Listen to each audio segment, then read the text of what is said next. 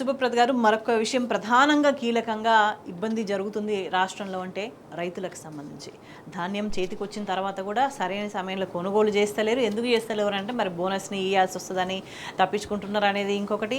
అకాల వర్షాలు వస్తున్నాయి, ఎక్కడ చూసినా కూడా సేమ్ ప్రాబ్లమ్స్ రిపీట్ అవుతున్నాయి. 40 రోజుల నుంచి కూడా అక్కడనే ధాన్యం అమ్మడానికి అట్లనే రైతులు పెట్టుకొని వెయిట్ చేస్తున్న పరిస్థితి. ఎండలు వస్తే వడదెబ్బకి అక్కడనే ధాన్యం కుప్ప మీదనే ప్రాణాలు కోల్పోయిన పరిస్థితి. ఇవన్నీ కనిపిస్తున్నాయి. అంటే ఇంత 40 రోజుల పాటు అయినా కూడా మరి ప్రభుత్వం పనిచేస్తలేదని బాగా అర్థం చేసుకోవాలా. 40 రోజుల నుంచి కూడా గన్ని బ్యాగులు లేవంటారు, కూలీలు లేవంటారు, ట్రాన్స్పోర్టేషన్ లారీలు లేవంటారు, ఇంకేదేదో సాకులు చెప్తారు. అంటే ఇది 40 రోజుల పాటు ఇవే రీజన్స్ చెప్తున్నారు అని అంటే కావాల్సుకొని చెప్తున్నారని అర్థం చేసుకోవాలా. ఈరోజు అసలు రైతులు ఏ పరిస్థితిలో ఉన్నారు? తెలంగాణ రైతులకు సంబంధించి వరి ధాన్యం మొత్తం కూడా వచ్చి దాదాపు 30-40 రోజుల నుండి మొత్తం కూడా మనం చూస్తున్నాం. నేను నెల రోజుల నుండి చూస్తున్నా తాండూరులో. అదే రోడ్ల మీదనే పాపం వాళ్ళ రైతుల కష్టాలు నానిపోతున్నాయి, వాళ్ళు ఆరబెట్టుకుంటున్నారు, నింపుతున్నారు, మళ్ళీ నానిపోతున్నాయి, మళ్ళీ ఆరబెడుతున్నారు. ఇదే పరిస్థితి మొలకలు ఎత్తుతున్నాయి. రైతుల గోస చాలా అరగోస ఉన్నది.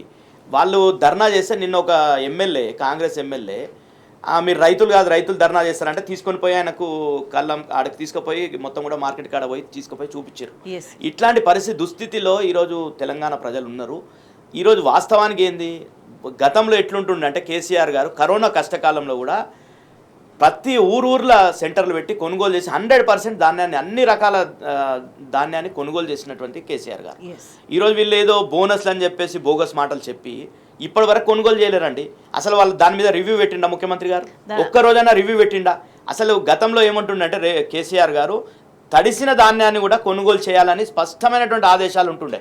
నష్టాన్ని మనం రాష్ట్ర ప్రభుత్వం భరిస్తాం, కానీ రైతుల మీద అకాల వర్షాలు వస్తే వాళ్ళు రైతులు ఎందుకు నష్టపోవాలి? ఆ నష్టాన్ని ప్రభుత్వం భరిద్దామని చెప్పేసి కేసీఆర్ గారు ఆలోచన. ఎందుకంటే కేసీఆర్ గారు మొత్తం కూడా తెలంగాణ ఆత్మ, తెలంగాణ రైతుల మీద ఉండే కాబట్టి రైతు ప్రభుత్వం అప్పుడు నడిచింది. ఇప్పుడు రైతు వ్యతిరేక ప్రభుత్వం నడుస్తున్నది. మొత్తం తడిసిన ధాన్యంతో మొలకలెత్తి అదొక ప్రాబ్లం అవుతుంది. తర్వాత ఎవరన్నా ఒకరు కొనుగోలు చేసే దాంట్లో కింటాలకు 10 కిలోలు తరుగు తీస్తున్నారు. ఎంతవరకు కరెక్ట్? దీని మీద ఏమన్నా అజమాయిషి ఉన్నదా? అసలు ఎవరన్నా అధికారులు పనిచేస్తున్నారా? ఎక్కడ లేదు. ఎంత కొనుగోలు చేసి ఇప్పటివరకు ఉన్నదా? ఏమన్నా లెక్కలు ఉన్నాయా? ఆ రోజు ఎట్లా అంటే ప్రతిరోజు లెక్కలు. ఆ రోజు సివిల్ సప్లై కార్పొరేషన్గా శ్రీనివాసరెడ్డి గారు ఉండే కరోనా కష్టకాలంలో, మారెడ్డి శ్రీనివాసరెడ్డి గారు ప్రతిరోజు ఈరోజు ఎంత కొనుగోలు జరిగింది అని స్పష్టంగా పేపర్లలో ఇచ్చేటటువంటి పరిస్థితి. వారానికి ఈ వారంలో ఎంత కొనుగోలు చేసినాం, ఎంత ధాన్యాన్ని సేకరించినాం, అట్లా ఏదైనా వస్తున్నాయండి? స్టేట్మెంట్స్ వస్తున్నాయి మంత్రుల ద్వారా. మంత్రులు అంతా ఏం చేస్తున్నారు? అందాల భామలేంట, అందాల పోటీల వాళ్ళకు ఒక టూర్ గైడ్ లాగా మొత్తం కూడా వాళ్ళ చుట్టూ తిరుగుతున్నారు ఈ మంత్రులంతా కూడా. సీఎం గారు కూడా దాని మీద సమీక్షలు పెట్టిండు, అందాల భామ, అందాల పోటీల కోసం. అంటే ఇంతకుముందు మనం మాట్లాడుతున్నప్పుడు మెన్షన్ చేసినామంటే ఈడీ ఈ ఛార్జ్ షీట్లో రేవంత్ రెడ్డి పేర్కొన్న సందర్భంగా, ఆ అంశం సందర్భంగా అంటే అర్హుల కాని వాళ్ళను రాజకీయ నాయకులుగా ఉండడానికి, ప్రజాప్రతినిధిగా ఉండడానికి అర్హులు కాని వాళ్ళను ఎన్నుకుంటే ఎట్లా ఉంటుంది పరిస్థితి అనేది ఇప్పుడు అర్థం చేసుకోవాల్సిన అవసరం కనిపిస్తుందా? నిజంగా బాధ్యత గల వాళ్ళే అయితే వాళ్ళు ఇంకేమైనా ఇంపార్టెంట్ కార్యక్రమాల్లో బిజీగా ఉన్నా కూడా మరి ప్రజలకు ఇబ్బంది కలుగుతున్నప్పుడు వాటికి సంబంధించి అధికారులను పురమాయించడం, వాటికి సంబంధించి ఒక వ్యవస్థలను పటిష్టం చేసి వ్యవస్థలు పనిచేసే విధంగా చర్యలు తీసుకుంటారు. కానీ ఇక్కడ ఏం చేస్తున్నారు కాంగ్రెస్ ప్రజాప్రతినిధులు?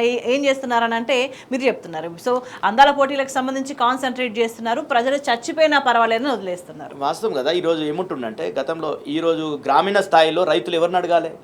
గతంలో ఒక పరిపాలన, ఒక సర్పంచ్, ఒక ఎంపీటీసీ, ఒక జెడ్పీటీసీ, వీళ్ళందరిని అడిగే పరిస్థితి ఉంటుండే. ఈరోజు ఎవరిని అడగాలి? వాళ్ళు ఆ కాంగ్రెస్ నాయకులను అడుగుదామంటే కాంగ్రెస్ నాయకులు మొత్తం సెక్రటరియట్ చుట్టూ మొత్తం కూడా వాళ్ళంతా కూడా పర్సంటేజులు. ఈరోజు ఒక ఉద్యోగి రిటైర్డ్ అయిందంటే ఆయనకి ఏదో ఆయన కష్టార్జిత 30-40-30 సంవత్సరాలు ఆయన కష్టపడి కూడబెట్టుకున్నటువంటి పైసలకు కూడా పర్సెంటేజ్లు తీసుకొని ఇస్తున్నటువంటి చరిత్ర ఈ కాంగ్రెస్ ప్రభుత్వానికి ఉంది. కాబట్టి ఆ కాంగ్రెస్ నాయకులు మొత్తం కూడా పర్సెంటేజ్ల చుట్టూలా వాళ్ళు తిరుగుతున్నారు. పైరవిల కోసం వాళ్ళు సెక్రటరియట్ల చుట్టూ, మంత్రుల చుట్టూ, ఎమ్మెల్యే చుట్టూ తిరుగుతున్నారు. రైతుల చుట్టూ ఎవరు తిరగాలి? రైతుల కోసం ఎవరు? ఒక్క రోజన్నా ఒక మంత్రి అన్న, ఒక ఎమ్మెల్యేనన్నా అక్కడ పోయి రైతుల దగ్గరికి పోయే పరిస్థితి ఉందా వీళ్ళకు? ఒక్కరోజు కాంగ్రెస్ ఎమ్మెల్యే ఎక్కడన్నా పోయిండా? నిన్న ఆయనను బలవంతంగా తీసుకుపోయారు. మీరు రైతులు కాదంటే తీసుకొని పోయి ఆడ చూపించారు మార్కెట్లో. రైతులు ఇంకా ధాన్యం ఎందుకు కొనుగోలు చేస్తలేరు? ధాన్యం కొనుగోలు లేదు. అదే విధంగా మొత్తం అవినీతి పాలన మొత్తం కూడా పర్సెంటేజ్. అదే పాపం రైతులు కూడా పర్సెంటేజ్ ఇచ్చేది ఉంటే 100% కొనుగోలు చేస్తారు కాంగ్రెస్ పార్టీ వాళ్ళు. అంటే వాళ్ళ కమిషన్లు వచ్చే దగ్గర మాత్రమే పనులు చేస్తున్నారని ప్రధానంగా ఆరోపణ వినిపిస్తుంది. అండ్ పాపారావు గారు అంటే ఒక అలవాటుగా మారిపోయింది కాంగ్రెస్ నేతలకు కావచ్చు, ప్రజాప్రతినిధులకు కావచ్చు, ఎవరైతే బాధితులు ఉంటారో మీరు బాధితులు గారు అని అంటారు. సో గతంలో అనేక వర్గాల వాళ్ళు వాళ్ళ ఆందోళనలు చేసినప్పుడు మీరు ఒరిజినల్ కాదు అని అన్నారు, పెయిడ్ ఆర్టిస్టులు అన్నారు. హెచ్సియుకి సంబంధించి విద్యార్థులకు సంబంధించి వాళ్ళు మాట్లాడినప్పుడు కూడా వాళ్ళని కూడా మాట్లాడినారు. ఇప్పుడు తాజాగా చూసుకుంటే రైతులకు సంబంధించి మీరు రైతులే కాదు అని మాట్లాడారు. ఎట్లా అర్థం చేసుకోవాల్సిన అవసరంగా అనిపిస్తున్నది? రైతులను చాలా దారుణమైన దయనీయ స్థితిలోకి గమనిస్తే దాదాపు ఇది ఒక చెయ్యి మంది ఇంత పొడుగు మొలకలు వచ్చేంత దాకా ధాన్యము తడిసిపోయి మొలకలు వచ్చినాయి అని అంటే ఎంత నిర్లక్ష్యంగా ఉంది ప్రభుత్వం అని అనుకోవాలి. అంటే వీళ్ళు రైతులే కాదని అన్నారు, సరే అంటున్నారు. అయితే జనాలంతా కోటాను కోట్ల మంది జనం వీళ్ళు రాజకీయ నాయకులే కాదు దళారులని అనుకునే పరిస్థితి యాక్చువల్ గా ఒక గ్రౌండ్ లెవెల్లో నడుస్తుంది. రెండోది ఏంటంటే ఇక్కడ ధాన్యం చాలా తగ్గిపోతుంది అన్నది నిజం. ఎందుకంటే ఇప్పటికి 130 లక్షల టన్నుల ధాన్యం వస్తే మార్కెట్లోకి కొన్నది 56 లక్షల టన్నులు. దానిలో సగం కూడా కొనల, సుమారుగా వన్ థర్డ్ కొన్నారు అంతే. దాంతోపాటుగా కొనుగోలు చేసిన ధాన్యానికి ఇప్పుడు దాకా చెల్లించిన మొత్తం కొనుగోలు చేసిన ధాన్యానికి చెల్లించాల్సింది 12,974 కోట్ల రూపాయలు చెల్లించింది 9,632 కోట్ల రూపాయలు. అంటే ఇంకా బకాయి ఉంది, చెల్లించాల్సిన బకాయి చాలా ఉంది. కేసీఆర్ గారు ఉండగా ఇలా లేదు. 2 రోజుల్లోనే మొత్తం కొనుగోలు చేసినటువంటి అమౌంట్ బ్యాంక్ అకౌంట్ లో రైతులకు జమ అయ్యేది. ఇది చాలా కాలం నుంచి పెండింగ్ లో ఏదో ఒక రకంగా అమ్ముకోగలిగినా కానీ డబ్బు రావడం అనేది కష్టంగా ఉంది. మీకు ఇంకోటి ఇక్కడ కనపడేది ఏంటంటే బోనస్ ఇస్తా ఉన్నారు కదా సన్నబియ్యానికి బోనస్ ఇవ్వాల్సింది. ఇప్పుడు బకాయి అంత సన్నబియ్యానికి ఇప్పుడు దాకా చెల్లించాల్సిన బోనస్ 923 కోట్ల రూపాయల 923.40 కోట్ల రూపాయలు చెల్లించింది 0.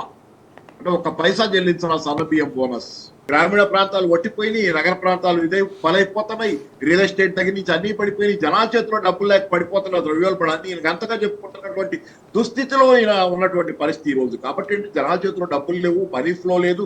తెలంగాణ మొత్తం అంటే మూలాలను నరికేశాడు. తెలంగాణ గ్రామీణ ప్రాంతాలు అనే మూలాలు తెలంగాణ నగర ప్రాంతాలకు కూడా అండగా ఉండగల గ్రామీణ ప్రాంతాలు ఏదైతే మూలం ఉందో, బేస్ ఉందో, ఓటు ఉందో దాని దగ్గర ఆయన దెబ్బ కొట్టాడు రేవంత్ రెడ్డి గారు. గ్రామీణ ప్రాంతాలు ఈ రోజు పునాదిల్లుతున్నాయి. దాని ఎఫెక్ట్ మొత్తం అవసరం ఫీల్ అవుతారు.